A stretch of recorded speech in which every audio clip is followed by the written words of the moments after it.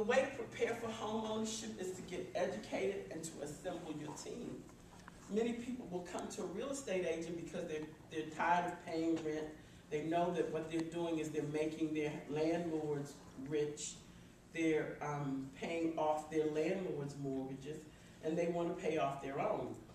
So they'll come, they'll say, okay, I'm tired of paying rent, but they're not really educated in the process. They haven't checked their credit. And then when they do find out that they've got a few steps, they're very, very disappointed. So I always encourage my clients to sit down, talk to a professional before you start your journey. You need to determine how much you can afford to spend. You don't want to buy so much house that you really can't live. You need to get pre-approved with someone like Joey and then decide what kind of home you want and need. And you need to call your real estate professional in order to help you make all of those decisions.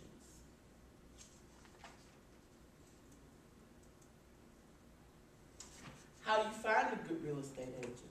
Well, you can always ask friends and relatives for recommendations. You can check with the National Referral Service. There's a difference between a real estate agent and a realtor. Realtors belong to the National Association of Realtors. Real estate agents don't. The National Association of Realtors have ethical standards that their members must adhere to. So you can check with them if you need a referral. You can check with your local board of realtors if you need a referral. And certainly you can check with DLR. But the best source is your family and friends. If they've purchased a home before, you know someone in the industry, it's good to start there.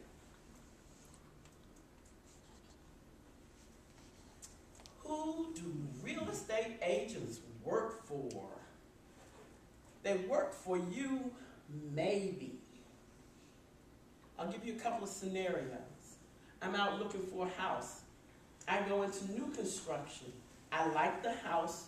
The person on duty writes up the order for the home. We purchase it. She helps me find financing, and I move in. Who was she working for? Me? No. She worked for the builder.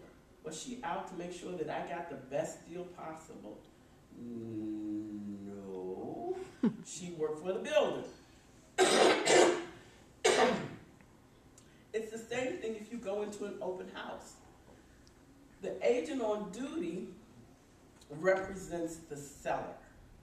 Now, will they help you do everything you need in order to be able to purchase that house? Will they help you find a lender? Yes.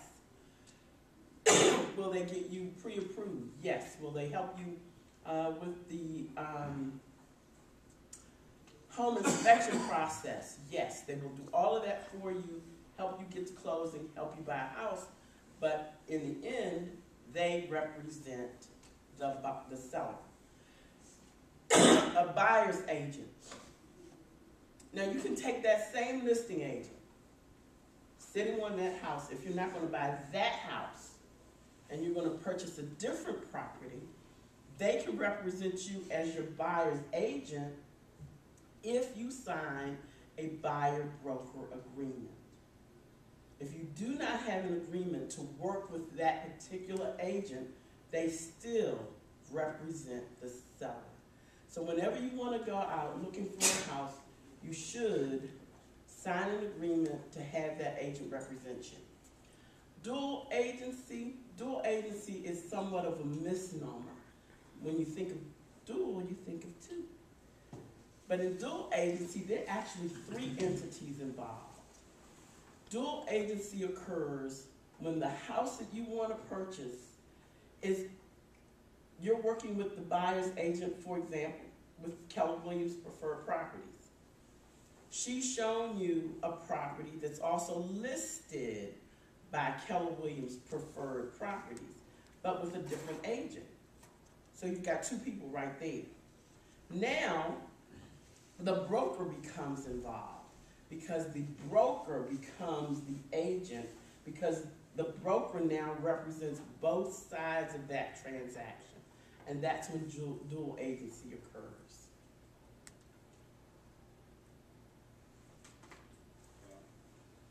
How do realtors get paid? This is always confusing in the minds of many. They think that we get it all. That big old check just, I get to keep it. The tax man doesn't get any of it. I don't have to share with anybody. And that's why I'm rich and driving my Mercedes. Right? Well, the commission is split 4 ways. The listing agent has to split her part of the commission with her broker. If a buyer's agent brings her a buyer, then she also has to share a portion of commission with that buyer's agent, who then has to share her commission with her broker. So the commission gets split 4 ways. So that piece of pie gets ever smaller. That's why I'm driving a Hyundai, not a Honda. Your home buying team, the people you'll meet and work with would be your real estate agent, who's going to introduce you to your lender. A housing counselor. You know, many people never ever take that step to talk to someone or to attend a seminar such as this one, or one of the 8-hour classes that are being offered through HUD to find out about how to purchase, for some, the most expensive investment that they're ever going to own. So a housing counselor wouldn't be a bad thing to investigate. Housing inspectors or home inspector, you're going to meet the attorney or the settlement officer. People you don't meet, the appraiser, a title insurance officer, a surveyor, and an insurance agent. Now, I would change the insurance agent piece. Every house has to have insurance, homeowner's insurance. But I would suggest that you do, rather than calling your auto insurer to see if they also do homeowner's insurance, is actually find a local representative. If you're with Geico or if you're with State Farm, find a local representative. Get to know that person, because if your house catches on fire, you don't want a nameless, voiceless, faceless person working you through that tragedy. You really want someone who's intimately involved with you. So get to know your insurance agent.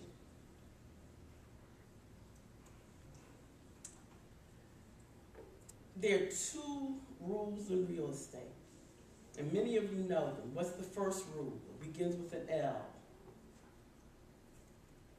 Location, location, location. That's the first rule in real estate. You want to buy a piece of property that you're going to be able to resell, that's going to be attractive not only to you right now, but to someone else in the future. The second rule in real estate, that's just like the first one, is to buy the worst house, the absolute worst house in the best neighborhood that you can afford. I'll give you an example. If I take a house that's behind the gate in Woodmore and I put it on Larchmont Avenue in Capitol Heights, what's going to happen to the value of that property? It's going to go down. If I take a house on Larchmont Avenue, no matter what condition it's in, and put it behind the gates of Woodmore, what's going to happen to that property? So location is very important, and choosing the right neighborhood, but get a bargain. A house you might need to fix up, put a little work into, will certainly improve the neighborhood, improve the value of your property. Ways to choose neighborhoods. You already know where you want to live. Statistically, most people will move within a 10-mile radius of where they're currently living, unless they're relocating for job purposes. You want to read shopping guides if you're looking for new homes. Visit open houses. Nonprofit agencies, I'm not sure how well they work. Your realtor can certainly help you find foreclosures, and all roads lead to the internet.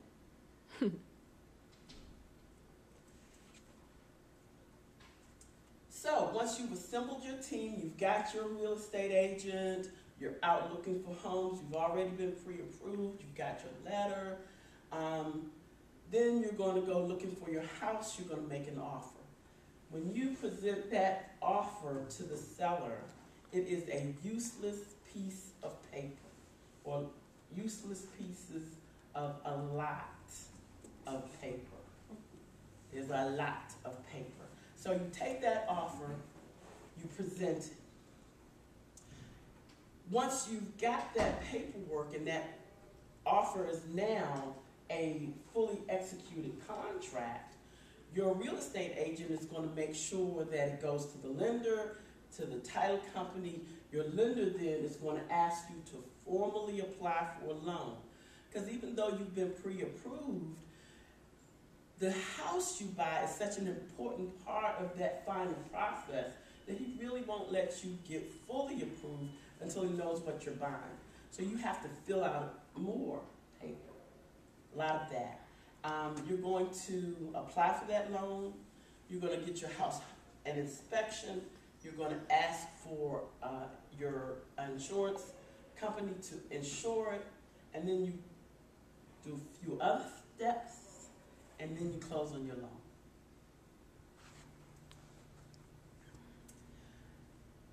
The real estate agent's job is to work for you, to help you find what you want, to help you with neighborhood information if you're not familiar with the neighborhoods, get you qualified with a good lender, researches the homes in your available price range, give you copies of listings, and takes you to look at houses. That's not our only job.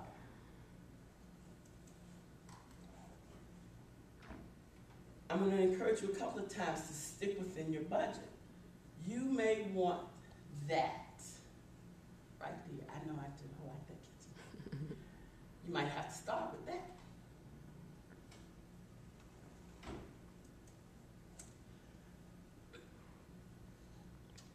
I tell people when I work with them that I'm not Vanna White.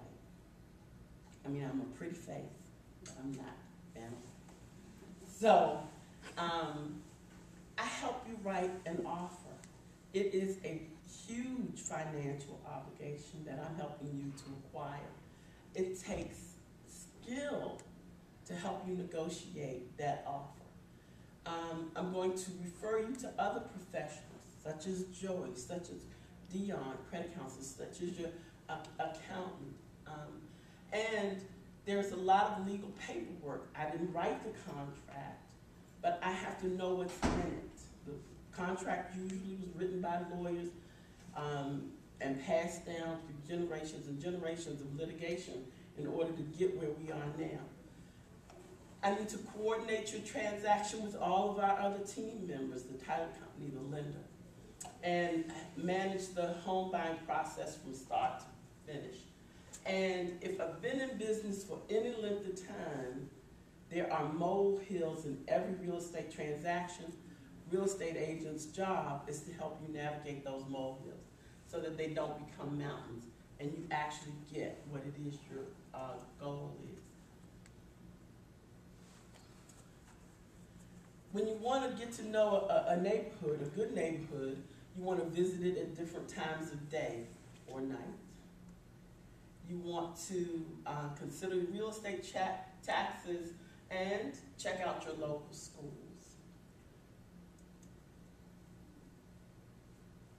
You're the one who can determine what kind of neighborhood you want to live in. If you were moving to Maryland for the first time and you were relocating, that's not something that the real estate agent can really help you with.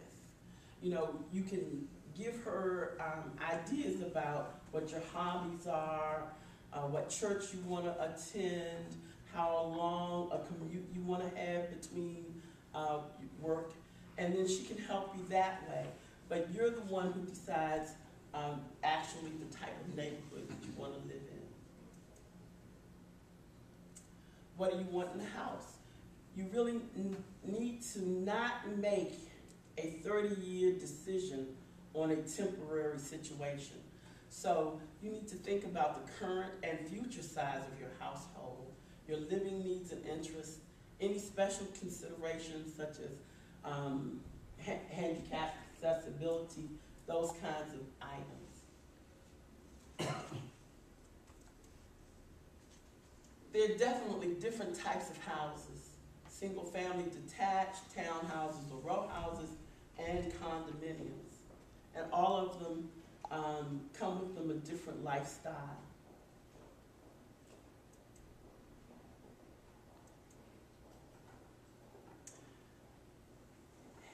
If you're going to work with a real estate professional, one of the things that you do not want to do is simply find a house that you want to see.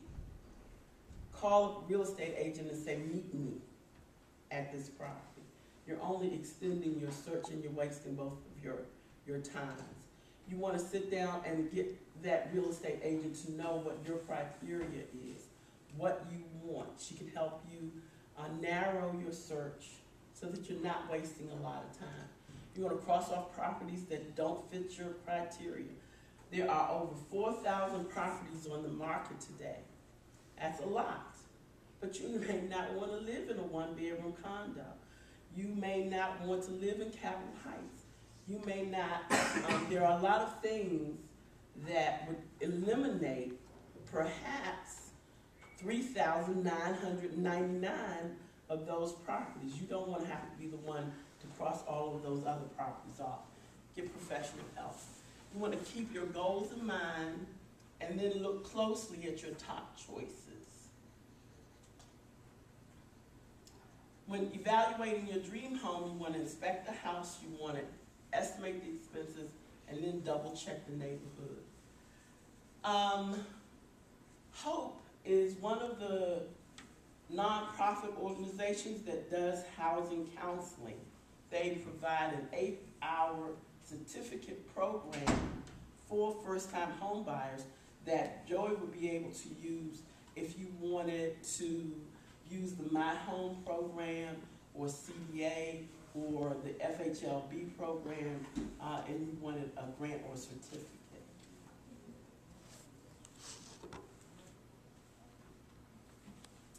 When looking at houses, you have to consider what's fair, what's a fair market price for your home. And your agent would do a CMA for you and make sure that your house has features that other houses don't.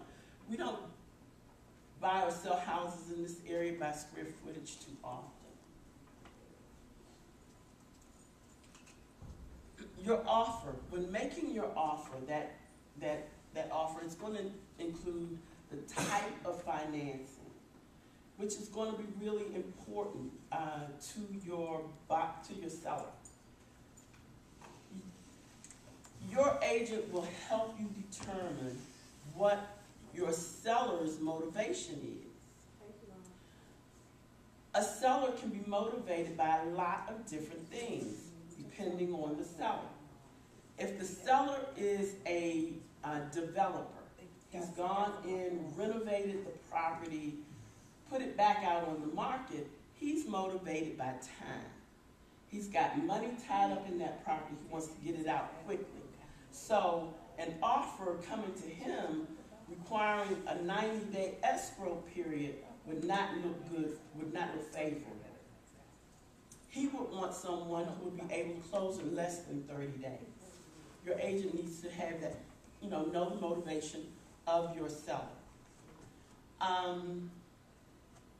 If the seller's leaving property, in certain counties, if that 40-inch flat screen TV is attached to the wall, it has to stay with the property.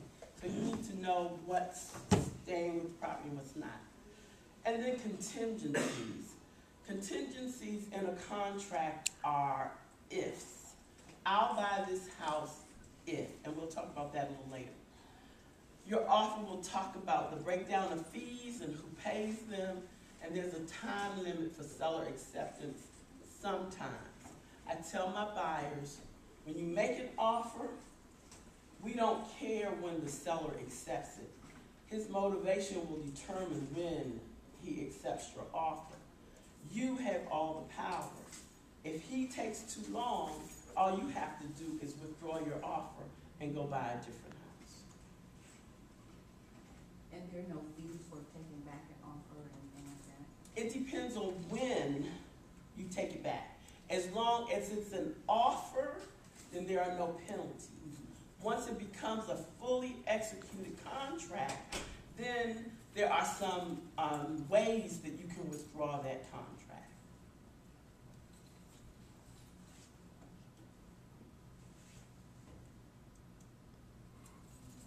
Your offer is going to tell the seller how much you want to pay for the house, how much your earnest money deposit will be, who the buyers are and the sellers are going to be, of course the address of the house. And I can't tell you how many times I've gotten place, court, circle, lane confused. So make sure that you're buying the right house on the right street. When you're going to close, when you're going to go to settlement and get your keys, and any other important dates in the contract. There are some typical contingencies, some typical ifs in your contract. I'll buy this house if I've got financing, if Joey will actually loan me the money. If not, I get my earnest money deposit back. I'll buy the house if the appraiser goes out, appraises the property for what I've offered. If he hasn't, then I'm in a negotiating period again. I'll buy this house if I have a home to sell. I can sell the home that I have to sell in order to buy yours. I'll buy the house if you have clear title to the house. I'm not going to buy a house that had bills that attached to the house that would transfer to the new owner. I want the old owner to pay off all of those bills. And then I'm going to buy the house if the home inspection comes out in a manner that I can live with. I say that houses are like babies. They catch colds. So there's going to be something wrong with your house. Every brand new construction, they have a punch-out list. They have up to a year to correct some of those things. So every house is going to have something wrong with it. Can it be fixed? Can you live with it if it can't be? Now, this is where a very good realtor such as me comes in. Well, me. Or her. Or Don. Or Tanisha. Or Sharon, not here yet. Or Frank. A very good real estate agent is going to help you with the negotiation. They're going to, because once you present that offer to the seller has three things that he can do with that offer. He can accept that offer just the way you presented it. He can reject that offer because he didn't like anything about it. Or he can counter your offer. Now, a counter offer is actually a rejection, but it's a little softer. He says, I still want to negotiate with you. He may not like your price. If you came in less than full price, he may not like the length of time you need for escrow. Whatever changes he makes, it's a counter offer, but now the ball is in your court, and you have all the power, and you can decide what to do with that offer. You can accept it, you can reject it, or you can reject another counter.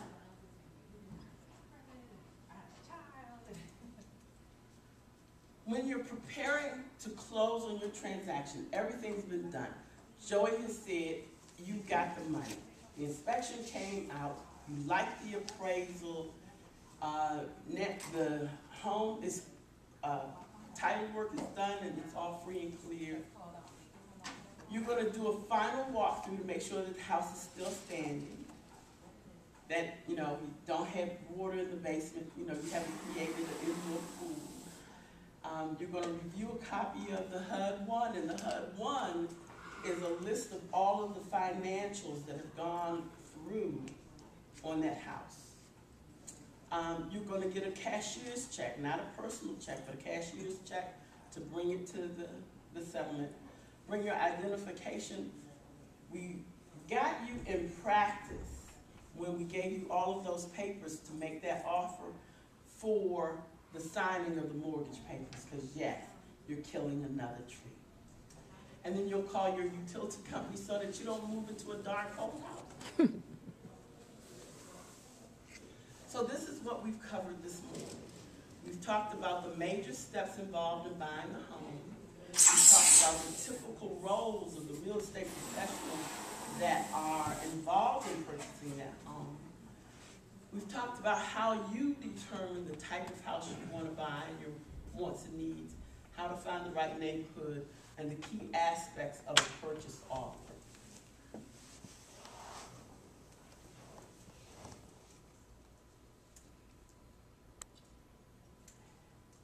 When I did this a couple of months ago, I looked at the MLS to find out what was on the market at around $1,600 a month or less, because that seemed to be what a lot of people were paying for rent.